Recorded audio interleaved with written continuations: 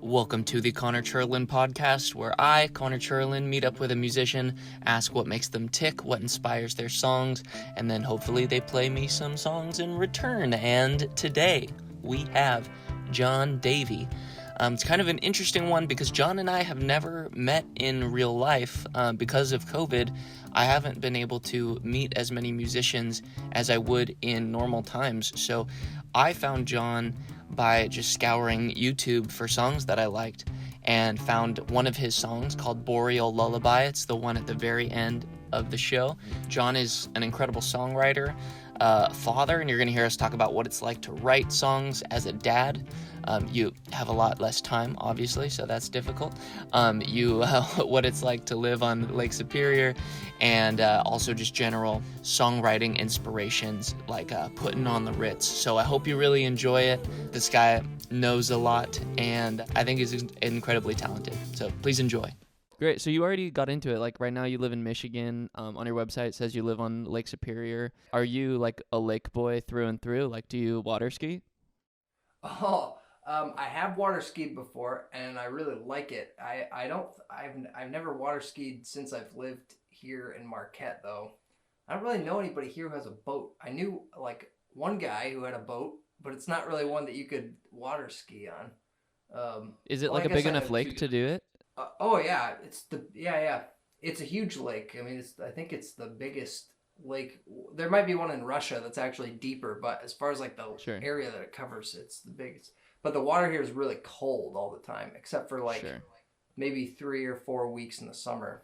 Yeah. So, but yeah, we do go out. I mean, that's a big thing around here. Is just like, throughout the summer, the big thing is you go on a hike in the woods and then you go walk along the miles of like pristine shoreline Yeah. around here, and then take a dip in the lake at the end of it, that That's sort of thing. awesome. So it's a big part of the culture here.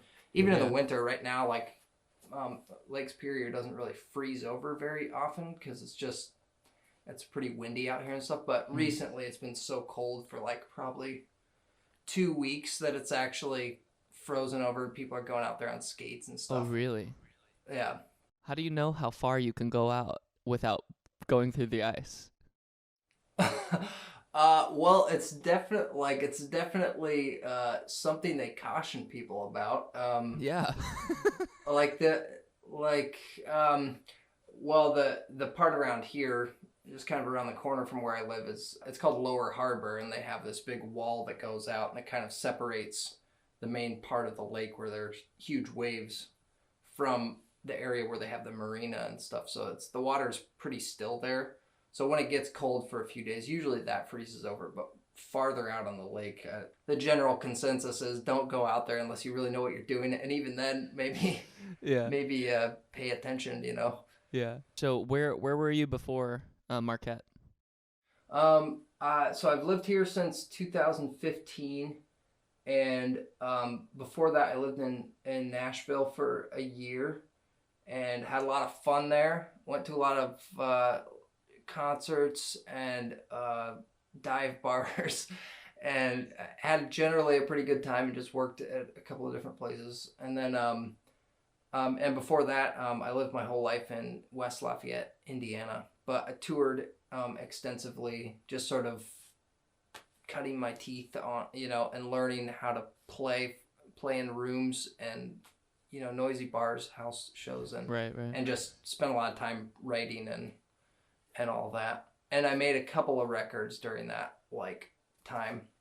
Now I'm kind of trying to orient myself more toward like, you know, um, the making records side of things, and because it always used to be about the live performance before, but life circumstances have changed so much that it just makes more sense to try to like just make stuff that sounds better than I have before and get it in front of a bigger audience than just the people I'm playing for in a room.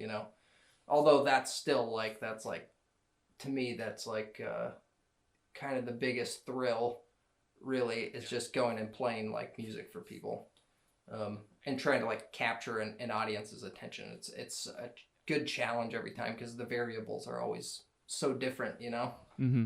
Yeah, so your first gig, I was looking through your Instagram. Your first gig was in Lafayette. I couldn't tell if it was 2013. When did you do like your first big, like, this is a John Davey feature? Like a show, you mean? Yeah, yeah, Well, I'm from Lafayette or West Lafayette, so since I was 15, 14, yeah, probably 15, I was playing in coffee shops and stuff around there under my own name. So that's kind of one advantage of being kind of like a solo artist or whatever, is that you never break up with yeah. yourself. I mean, you do in a way, but Yeah. but you get to keep your name the whole time, which is great for kind of for marketing stuff, because people don't you know people remember people, not necessarily bands, unless they're a huge hit. I think that's how that goes. I But mean, as long as the band stays together for a long time, then I think it's just hard to keep a band together for a long time. totally, it's hard to organize a practice, let alone keep a band together for a long time. But yeah. Yeah, I agree. Okay, cool. So from Lafayette, you mentioned you do. I mean, on your website it says that you have a label named Late Bloomer. Yeah, that after I started that, I mean, I since I was a teenager, I had this idea, like, eventually start releasing other people's music and stuff like that. But um and the other dream, kind of long-term dream, is like open a venue, that's like nice curated shows and that sort of thing. So the label part of it is just sort of emerged as a consequence of wanting to just extend the reach of the impact of the song. So it was like trying to get other artists to record my songs. Like Oh wow. I always had the idea, like, it'd be cool if other people did a version of this, or I could imagine this person recording this song. But then I just sort of started thinking, like, well, why don't I just ask them? I know plenty of musicians and people who know how to record and stuff. So I just started, like, asking a couple of people. So the first two songs, like, I released on my label, which right now is just like a Bandcamp situation, and just doing some distribution and stuff for that. Yeah. Um, but I mean, I'm trying to, like, operate on a little more systems rather than specific goals now. Yeah. um, and just trying to, like, platform more of the songs in more places and stuff like that. And so yeah, the late bloomer thing, that's like, it's sort of a self-deprecating thing on myself, about, just like it takes a lot of, like, processing and stuff for me to, like click on stuff that I think other people normally get kind of intuitively or something. I have to, like, run through all these processes to get there, which slows everything down. But sometimes something will click, and like this, doing the label, and also, like, a variety of other just having my fingers in, like, a couple of different pies at the same time is, like, just been the deal the last couple of years.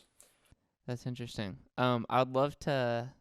I'm just in general. I'm figuring out how to breach the topic of religion with people who mention it in their songs so frequently, but in a way that doesn't seem like they're like super down to talk about it all the time.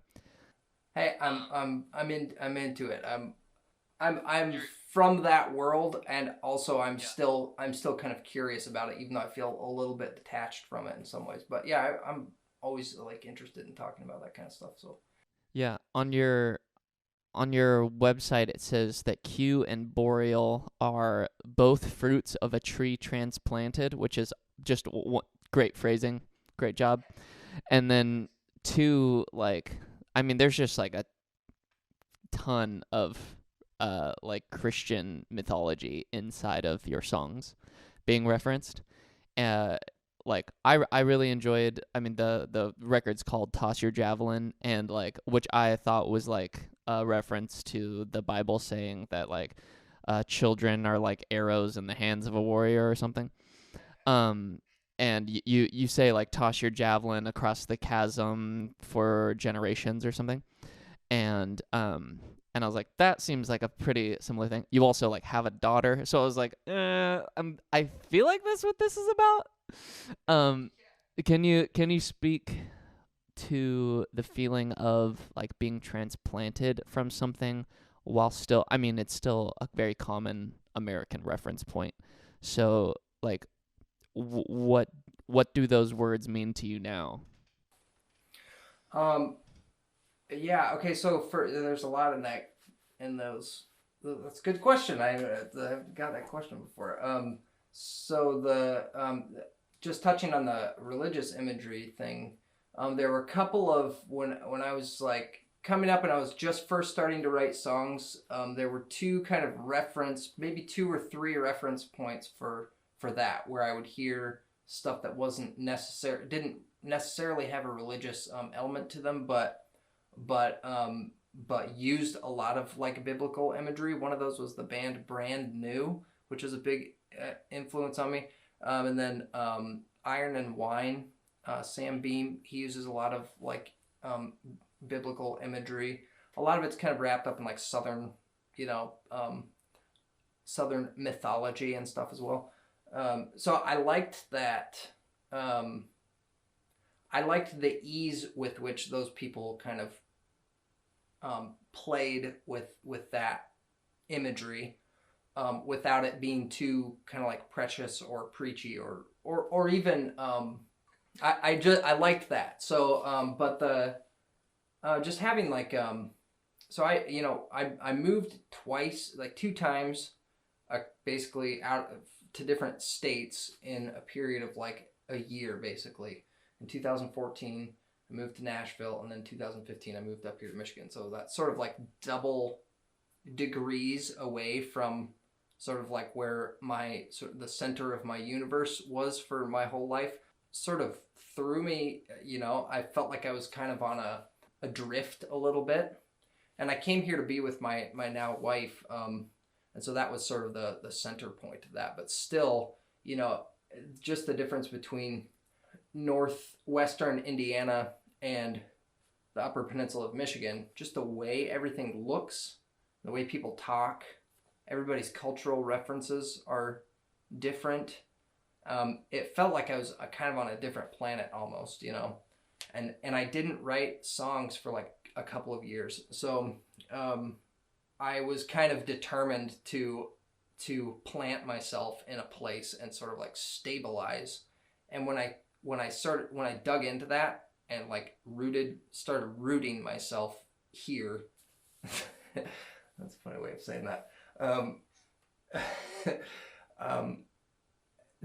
Like something clicked in that like spigot opened again of like and songs sort of started coming out in this natural way, but also with a new component to it, So that imagery of like planting yourself and then throwing something into the future is like it requires some sort of like reaching back, in a way, in order to launch something forward. So it's like I had to kind of, I don't know, I think I kind of reconnected with some stuff. I don't know exactly how to say this, but I guess you could say like Christianity is sort of part of that. Although I wouldn't say like outright that like that I'm a Christian, but I do sort of, I'm just coming to it with a fresh perspective, and without going into too many of the like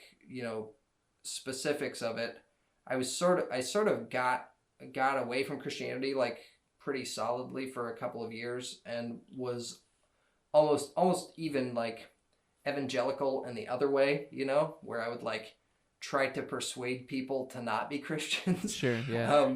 But I have a different view of it now, and I think part of that is just, I'm sure this doesn't happen for everybody because people are so different from each other, but for me the experience was getting into this mindset of like, I'm gonna be a dad, and that I think kind of rooted me in some way to like my Christian upbringing. And I'm still kind of like trying to like work some of that stuff out, but on the other hand, I don't have that much time because like most of my time is spent just like parenting and going to work and trying to like make the music thing still happen as much as I can. So yeah, I don't know if that really answered your question at all, but the imagery. This album in particular is more chock full of some of that imagery, even than stuff before. And I always kind of tend to like, when I'm, to the degree that I can look at myself objectively, there's always some component where I'm always seeing myself sort of backwards through the lens of, sort of centered, at least in a Christian culture, and so there's plenty of that swirling around in my head still all the time. Yeah. It's very American. Like it's like it's our mythology, and we know it even better than we know the founding fathers. And so it feels like they're the founding fathers a little bit sometimes. You mentioned that you like to reference religious iconography without being like hyper reverent. That's what I was thinking.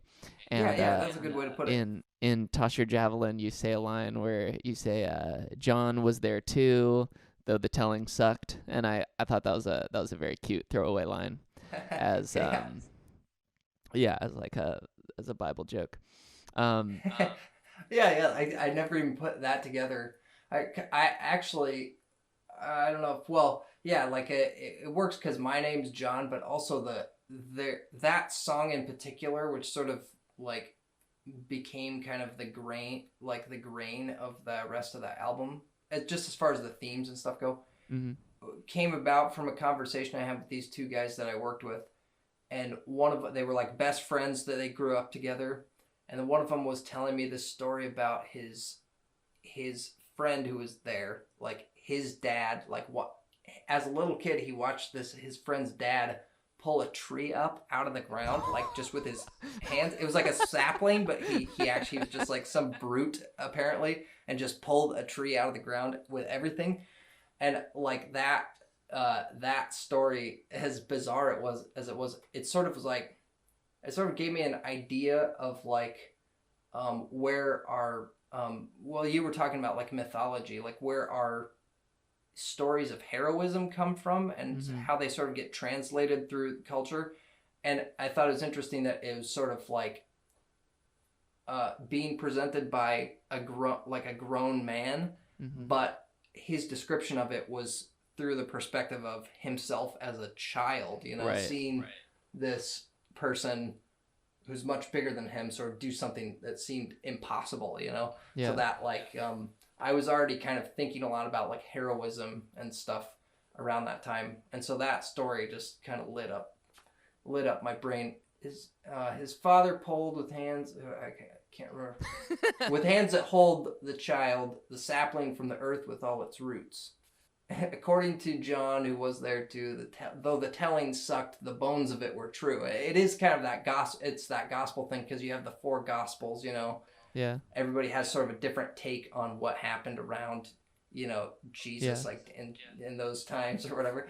So yeah, it kind of works on that level. It's like a literal story somebody told me, but also, it's like father, son, and and the sort of like name of a disciple or whatever, Yeah. So yeah. People say so often, like, I don't know if it's a joke or they're like seriously referencing it. Maybe this happens to you, where they'll say something catchy, or you'll say something catchy, and they'll be like, there's a song in there. And my response is like, no, there's not. There's not a song in there. But that story is like, I mean, it's beautiful. Like, that story is, like, I think about stories I have about my dad as a kid and some of those like formative things. Like, my dad was my principal, and he would like dress up as a superhero and celebrate the 100th day of school. And I thought I was like, my dad's like a literal hero. My dad literally is a hero at my school, and he has authority over every teacher. Like, what is more powerful than a principal? Yeah, that's Yeah, so I appreciate a good story that actually has a song in it. Yeah, you're bolder than I am. When people say that, I usually just sort of like smile, and then like I just put a marker on in my mind on that person. Like, okay, I guess I don't really have to pay much attention to what this person says, which is kind of a mean thought, but I mean, but it makes sense. It's very clear. Yeah, it makes sense. In the story of you transplanting over to Michigan, you mentioned you didn't write songs for a couple years, and then as you started to root yourself, songs started to flow. Why is the short question? I think. Well, I've always even when I was like first started writing songs, something I noticed was that there had to be a gravitational center. I think the way I would have put it then is like to writing songs, like to songs in general. There has to be some gravitational center to it. But now I would think I would like more specifically for every song there has to be a gravitational center. And for me that was always like one particular place. Like in my parents' house in Indiana, we had this sort of like setup where I would sit in the corner of my parents' kitchen on a stool like this one I'm sitting on right now, next to a coffee pot, and I had this like little corner where I had like my notepads and stuff, and I would stay up late at night, and there's a kind of a wall of windows there with kind of a nice view. So it was like it had like the setting there where you could just your mind could just sort of like wander, and also the other half of that setting was like I'm from a big family, so sometimes I would stay up so late that people would be getting up in the morning by the time I was kind of like winding down and coming into the kitchen, like making breakfast and stuff. And so that there was this sort of like general in the home, relatively pleasant kind of chaos that would be going on around, which is sort of like the other side of the nature picture, you know? It's like out this direction, I could see like, you know, birds and foxes and deer and stuff occasionally coming up around. And then the other side was like just the chaotic environment that I was like a part of. So sort of like nature mirroring itself or something. Yeah. But I always thought that like component of like home, especially when I started getting out and traveling and playing, Mm-hmm. I would kind of wear myself out, you know, on these long tours and come home and just sort of feel, I don't know how you'd say it, just like spiritually depleted or something. Right. And just have to kind of recuperate for a couple of weeks before I like got the gumption to like go start being active again in whatever way that meant. But that home thing was like really important. So then I think just like having being uprooted and not feeling that like gravitational center, like I was kind of like I was in places and in a place, but like I just kind of like felt adrift. And so that was like, and I kind of had like a notion that maybe that had something to do with it, but it really just felt more like I didn't have the time to do it, or you know, something, but something wasn't like clicking, you know. It was definitely like the longest like drought as far as writing went. But when it started to kind of come back, like I noticed I was writing less frequently, but sort of more in like bursts. Yeah. And then also the material was better. But like just the underlying part of it. And I sort of like another thing that happened when I started writing again was like my interest in the drums came back. That was like my first instrument. It was the only thing I ever like took like actual lessons on. And so I knew a couple of people around here that had drum sets, and so I just started talking to people and found a place to go play the drums like once or twice a week for a summer. Cool. And that just sort of like getting the rhythmic part back. That was sort of what one of the things I was referring to, is like reaching back and sort of reconnecting to something and bringing it into the present in order to make the future something else, you know, like yeah. So I kind of got back into the drums again. The rhythmic parts and the grooves were better, and I think the writing had some new component to it. So like that album, Toss Your Javelin, is like, it's sort of, I'm still sort of in the fog of it, you know. Like sometimes you get a little more perspective after a couple of years after you've released something, where you can be a little more objective about it. But with this one, it definitely seemed like, so like half the songs on it are older, almost from like this past life, you know. Yeah. And then half the songs were so new that I did like I didn't even have them rehearsed well enough to like nail them when I recorded them, because we had pretty limited time, because I went to Wisconsin to record it. Okay. And like a couple of the takes on there, I'm sure other people maybe other people notice it, but if they don't, I definitely do. It's like there are a couple songs where like I just missed complete lines that are supposed to be in there, but they ended up on the record because that's just the time we had. And so that when I hear it, it sort of, you know, it grinds my gears a little bit. But I think there's something about that is like okay, because it sort of represents like what the album's kind of trying to say. It's like half old songs, half super brand new songs, you know. Mm-hmm. So it's that dichotomy kind of thing, like past and super present, you know. Yeah. With your current like home, like where you have like a new gravitational center, you have a home with a wife, daughter, and a daughter. Yeah, she just turned 1. Hey yo! Congratulations, man. Thank you. So you have like a more like secure gravitational center, but like, do you have like a physical place in your house that is like your songwriting spot at the moment? Yeah, I'm in it right now. Actually, our living circumstances are a little bit unorthodox. We live in this sort of like in a studio apartment in this kind of business building. And in that same building that our apartment's in, I also rent a tiny office space. And so this is sort of, I mean, right now you can't see it as much, but it's like really pretty much a wreck, and it's like packed full of stuff. But sometimes that happens, you know, you get into like a certain mode and everything has to just sort of be in flux. And that's kind of where I am right now. Because I've been busy, but I've also been utilizing the space in a lot of different ways. And it's interesting to see how it sort of like, it's changed its like function over time.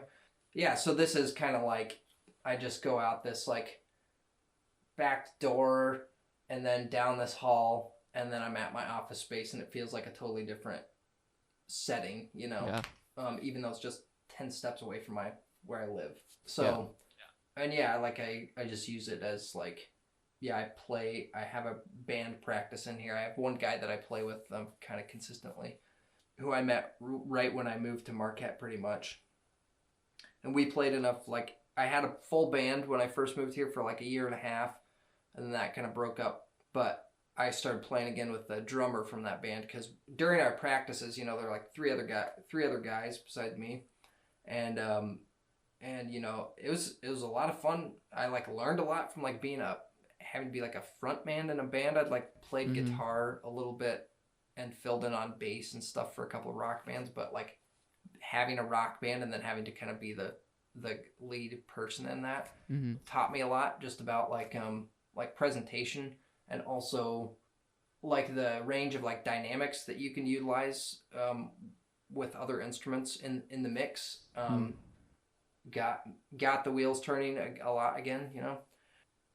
So, but yeah, I practiced with this guy Dennis, and he was the drummer, and now he plays like the baritone guitar with me. He's like one of those people who kind of like he kind of hears something once and then he can just play it, you know. That's amazing. I mean, he practices a lot, but he's like he just has a really good ear, and I like playing with him because we're always kind of like showing each other stuff that the other one doesn't know. So it's like it's very like productive.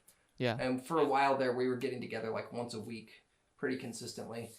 Yeah, and he's been showing me stuff about recording and stuff too. So yeah, I feel really lucky actually to have this place because the rent in it is really reasonable, and I can do a lot with it, and it's like exactly what I need right now, you know. Yeah, what has it been like? I mean, you do have a separate building or like a separate apartment to like write songs and do your work, but like have you noticed any like big differences in writing pre-child and then writing post-child? Oh yes, yes. Writing post child has been. It's usually when I'm at work, and it starts with just a rhythm and a melody, and then I just will sing it to myself 100 times until I can get. You know, sometimes it's a couple of days before I can get to my guitar, or like sit down with my guitar enough where I can like work something out on Mm. it. So that's been a totally like a different experience, but I think it's kind of helped me tune my ear to sounds in my environment and kind of have those as like the tonal reference point. You know, like if I hear like a forklift backing up or some or driving or something, Yeah. I'll tune it to the beeping on it or whatever, Yeah. and that's kind of the starting point. And sometimes that it's sort of changed the way like the keys that I've been writing into, which is something I didn't really expect. It's so easy to like play in G, and I know my way around that key a lot. You know, I think as like I'm getting into my 30s, my voice is changing a little bit. Mm. Also, I've stopped smoking cigarettes, but I used to Good smoke for a lot of you. cigarettes. Yeah. and I think that probably had some effect on my voice, which is I don't know. It's good and bad, but What's happening to your voice?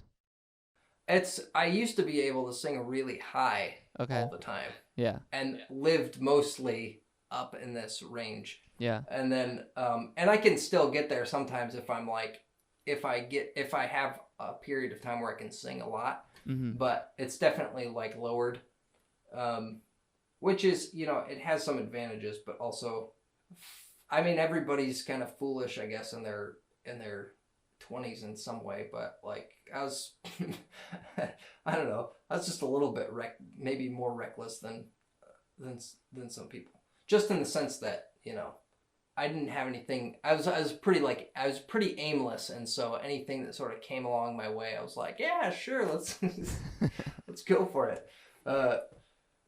Yeah, so I've been writing a lot more in like F, and which is kind of tricky to get around on the guitar because it's not as like intuitive a key to play in, but it's really fun when you can start sort of like working your way around it. And then also more in the key of D, which is kind of a little bit lower than, it's like one of those ones that's like a little too low and also a little too high. Yeah. Sometimes I try to go in there and figure something out that works, you know. But yeah, so that's the main difference. Is it doesn't usually start with like a guitar and vocal part together. Nowadays it's more like when I can get to the guitar, that's good, but I can always sing you know, if I'm working by myself or whatever. And so that's been the main thing. Acapella, drums. There's a song on Toss Your Javelin called Hard Times, Strong Men. Yeah. And that's just a cappella and drums. Yeah, it starts like that. We tried a few different things. Like we weren't exactly sure how we were gonna like make that one. We were gonna try to make that one sound. So we actually kind of got hung up on that track, which cost us sort of a lot of time. Yeah. But I think that's one of the more interesting tracks on there, just because there was that component of like, I didn't know exactly. I had some ideas about how I wanted it to sound, and then Shane, the producer, also had some ideas about how he wanted it to sound. It's sort of like an odd mixture, and it takes some weird turns, but I'm pretty happy with that one, and like just because I think it has that sort of like component of like experimentation, and that comes through in the recording. But you know, No, I would agree that it sounds very different from all the other things, for sure. That's awesome. Are you interested in playing any of the songs from Toss Your Javelin? sure, yeah. This I got one from a song called Sugar Mask, which I've been pitching around. Are you familiar with that Submit Hub? Yeah. Yeah, I get a lot of emails that say, please send to Submit Hub instead of my email. Yeah. You're like, oh, come on, man. Yeah. Come on, I spent all this time trying to find your email, and now you're going to say that? Yeah. Yeah. So this one, I've been doing that hot or not thing where you ask people to listen to it and give you feedback on. And this one just today hit the number 1 on the alternative indie thing on Submit Hub, which Nice. I don't know what that entails as far as like, return or anything, but Right. it was a good feeling to see it climb up there. Yeah. And people were giving me good feedback about it and stuff. And this is a song I had the kind of the main part to for I think maybe 2 years before I finally finished it. And I would come back to it every couple of months and be like, man, there's like something missing about it. And then I finally got a bridge down to it and sort of tried a couple of different ways. But anyway, this is a song called Sugar Mask. Amy's bones protrude. She is lying in the nude, smoking faint scent of perfume in the early afternoon, with her sugar mask still on from her party until dawn, grabbed from a bargain bin at the sale on the lawn. Harlan whispered, baby, I don't mean to stray, but I cannot be true. Got to go out the way I came. One and one don't always make it up. Two, delineated and defined. Sometimes to live it means to die, and some of us still get. Somehow you die just to survive, like when Claire she whispered, John, I did not mean to stray, but I've not been true. I could go out the way I came. One and one don't always make it up. Two.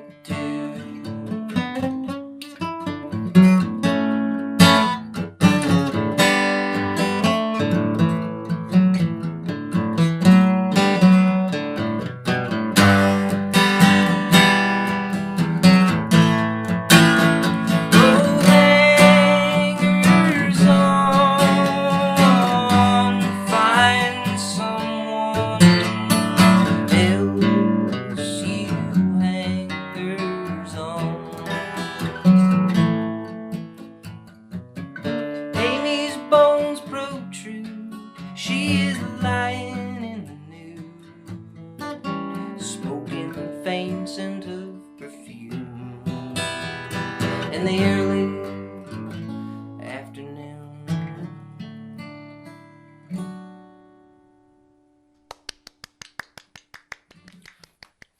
Thanks. So that's Sugar Mask. That sounds great. That's a hard solo, dude. You know what? Usually going into it, before I do it, I just make sure I do a little, like, remember where the starting point is. I had to practice that one probably about 1,000 times before I had the confidence to, like, play it in a set and be like, okay, here's this song where I play a guitar solo in it. Yeah. I'm not like a soloing guy, you know? But I'm getting a little more, like, capable of finding melodies and being able to consistently play them on the guitar. But for a long time I was just like strumming, you know, and it was more about the melody. And A lot of the chords, the like chord patterns that you choose are still incredibly unique. So whereas someone might just be like 4-chord John out there, like you are like using like 15, 16 chords like within the same song. So like who do you listen to that you feel like uses interesting chords that you're like emulating or like you've like copied along the way? Yeah, well, I wrote a whole thing on my blog about the song Lower Tiers, where I'm like kind of, Yeah, that one goes crazy.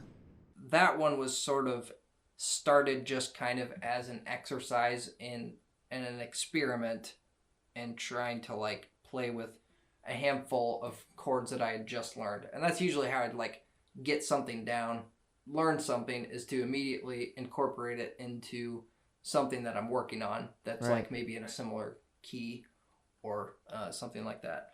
And so I think I had like learned Puttin On The Ritz, and that song, if you try to play it on guitar, is like bonkers. It's like it's like all over the place. It's not intuitive on the guitar at all. It probably is more so on the piano, but I learned a couple of crazy things there, and so I was kind of trying to incorporate some of that. So Irving Berlin is this great American composer, and wrote all these famous songs from like musicals and Broadway plays, and in the early part of like the recording industry that got recorded by tons and tons of artists, and wrote songs that were in movie soundtracks and all kinds of stuff. So I grew up having kind of a limited a pretty limited cultural reference points, not very much modern stuff, but like my parents would allow us to watch like movie musicals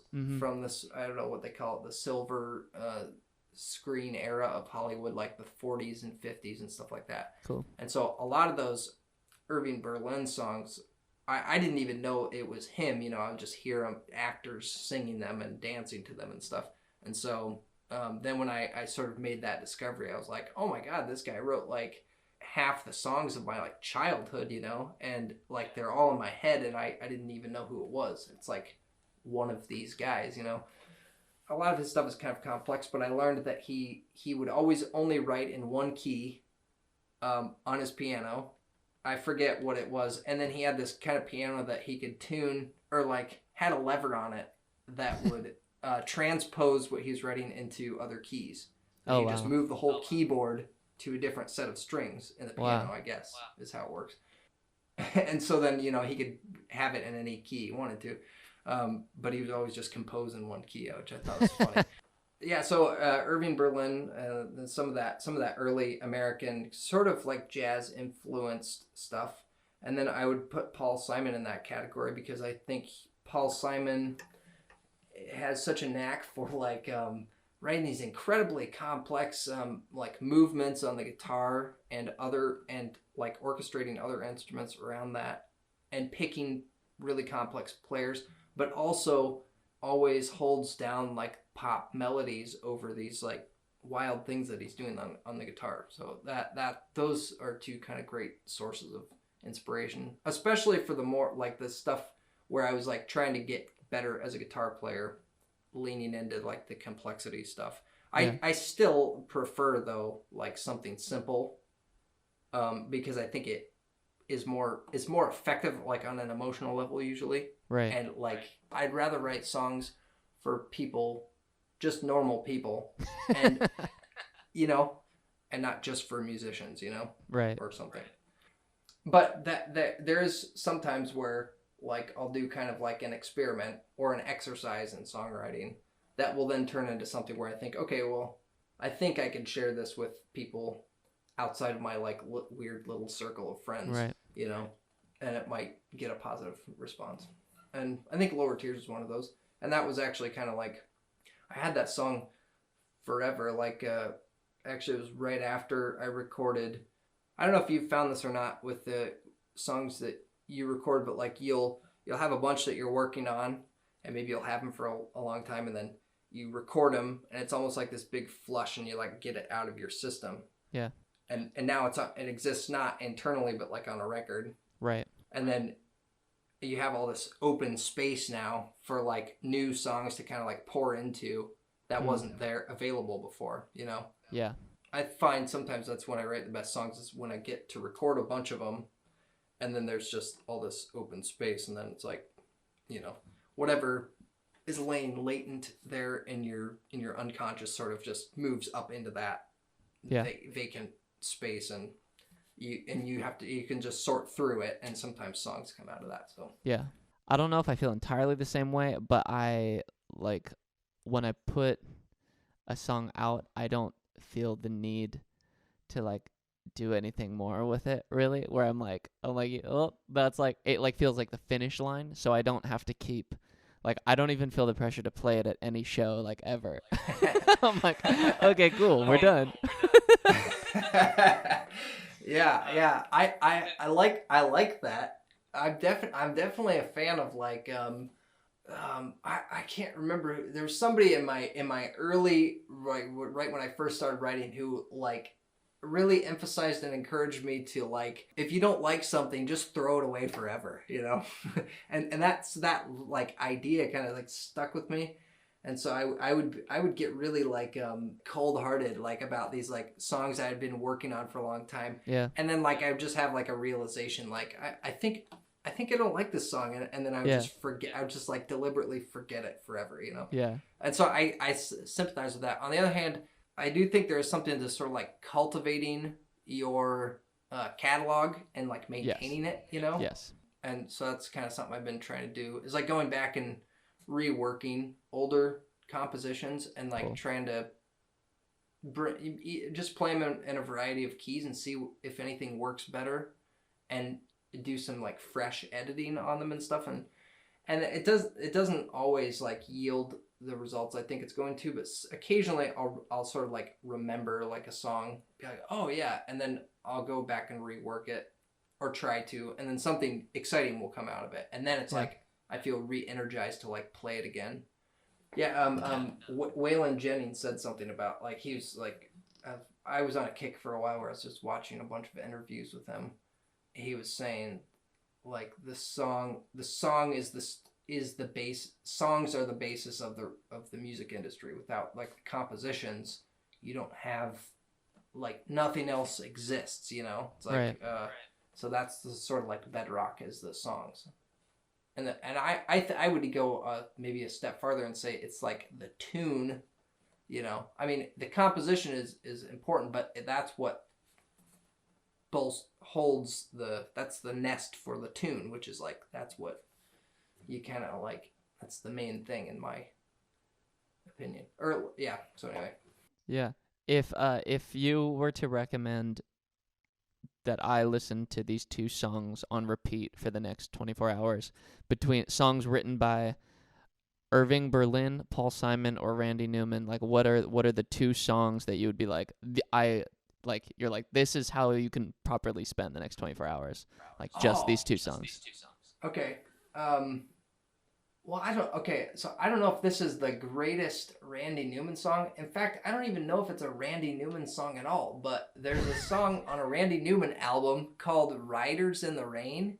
Okay. And it's like, some of the guys from the Eagles play on it. I think Glenn Frey plays on it and sings background vocals. Yeah. Rider in the Rain. And like I've listened to that song probably like 1,000 times, and it's not really like the Randy Newman style you think of, but it's such a good recording of like just a kind of a pure country song. Yeah. With this sort of frumpy Jewish guy playing it on the piano. And it's so good. It's so good. I've listened to that a bunch of times. Yeah, for Irving Berlin, it's hard because like I don't think there's any recording of him, as far as I know, actually playing songs. It's always other people playing his songs. So I guess for Paul Simon, man, like the one that I was really stuck on was for a while was I met my old lover on the street last night. What's that song called? It's the name of that whole album. Okay, I can just look up those lyrics and I'll find it. I'll remember it, I'm sure, as soon as. I'm totally cool listening with like to an Irving Berlin song that he's not singing. So like. Yeah. Okay. So he did everything from Annie Get Your Gun, but I think maybe like the Fred Astaire version of Puttin On The Ritz. Actually, there are enough versions of Puttin On The Ritz where you could learn something new about that composition if you listen to 5 different versions of it. Okay. That's so there's like some really old recordings of it where they have different they have different lyrics to it, and some of the parts are sort of like eventually got changed over time. And by the time like Fred Astaire did it, that was kind of like the height and like polished version of it that had been playing in all these like in like vaudeville and stuff. Yeah. And then it gets to like Hollywood, top of the show business, you know, and they have this huge number where everyone's wearing the same tuxedo with the same top hat and sticks and the whole thing. But like that song is really cool, and I think it's always going to be cool just because the rhythm of it is like so unusual and off kilter, and it's like deliberately highfalutin, you know. And I think there's sort of like there's like a braggadociousness to it or something that's like that's just kind of cool and distinctly American too, I'd say.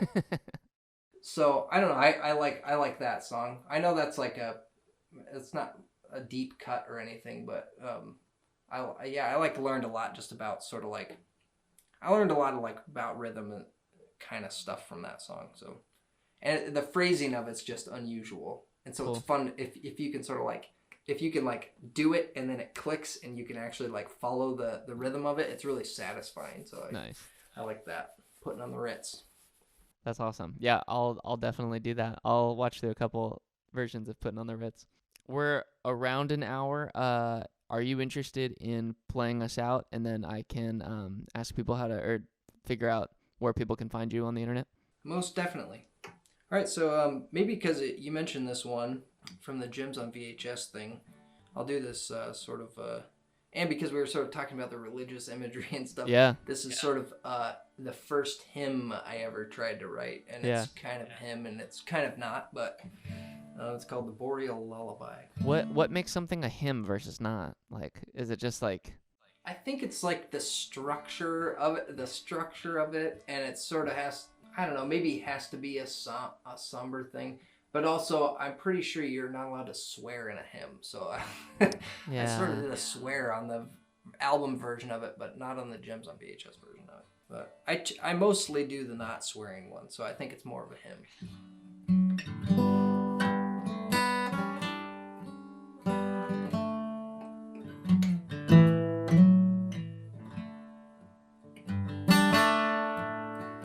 Meaning will flow from people who know, hands folded, heads raising slow, the shivering light at the end of the fight, one victory, ragged but right. I felt that guardian itch when the wide-eyed witch of winter comes grinning you down. Her name was renowned, known all over town, all dressed up in her evening gown. There's frost in the grove and the lights on the cove, and visions of heaven come down.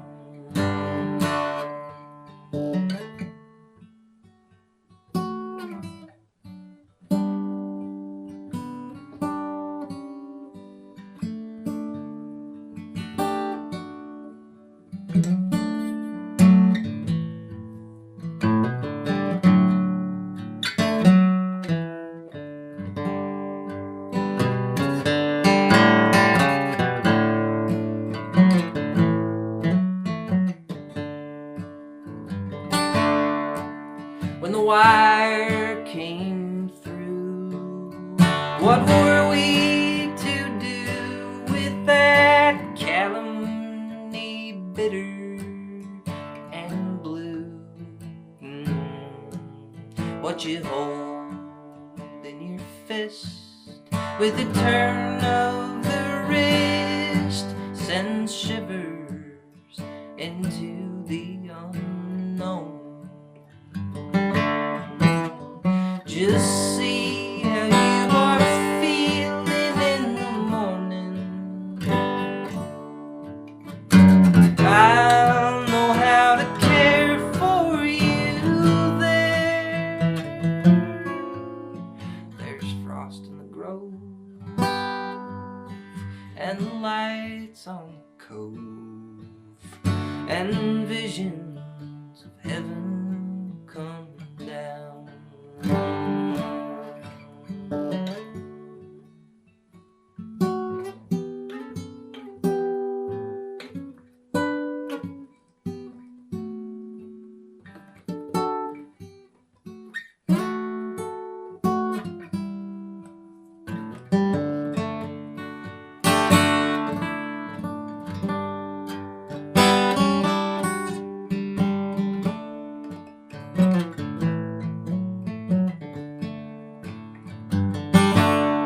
I felt that guardian itch when the wide-eyed witch of winter comes grinning you down. Her name was renowned, known all over town, all dressed up in her evening gown.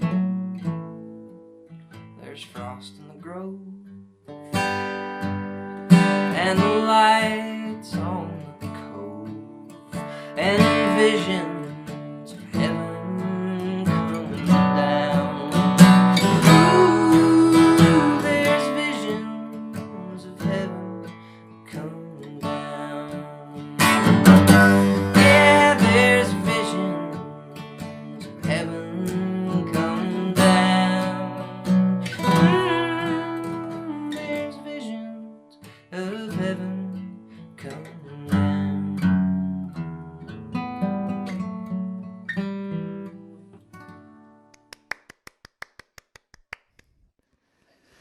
Dude, you are so good at moving that pick from your palm into your fingertips and then back into your palm and then back into your fingertips. Just watching that, I'm like, good God, he does that so easily. It is. I was like 14. It's like a sleight of hand thing. I figured I was just needed to do it because I couldn't do like this, you know. Yeah. I could only do like this, but I was Yeah. like, oh well, I can do that, and then I can like strum because I can hold it here. Yeah. But yeah, it's just a silly little human trick that occasionally somebody will notice and be like, where'd that pick come from? But also, it's just, I mean, to do it that many times in one song is just impressive.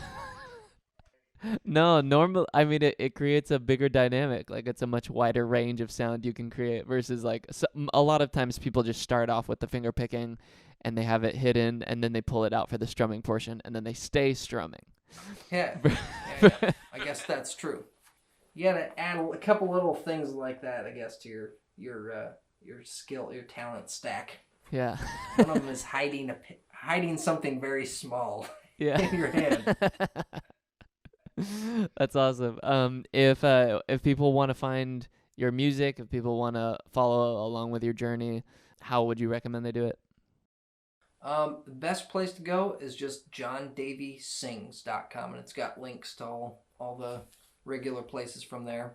And the homepage is kind of dedicated right now to this album, Toss Your Javelin.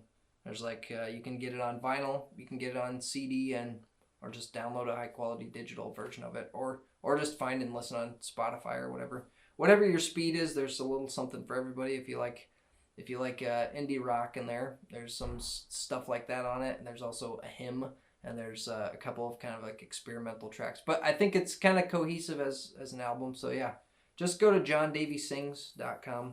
That's a good place to go. Sweet, dude. Thanks so much. Thanks so much for having me on here. This was really fun. And it's good to meet you. Yeah, it's really great to meet you. I love your songwriting, man. I really, really enjoy what you make.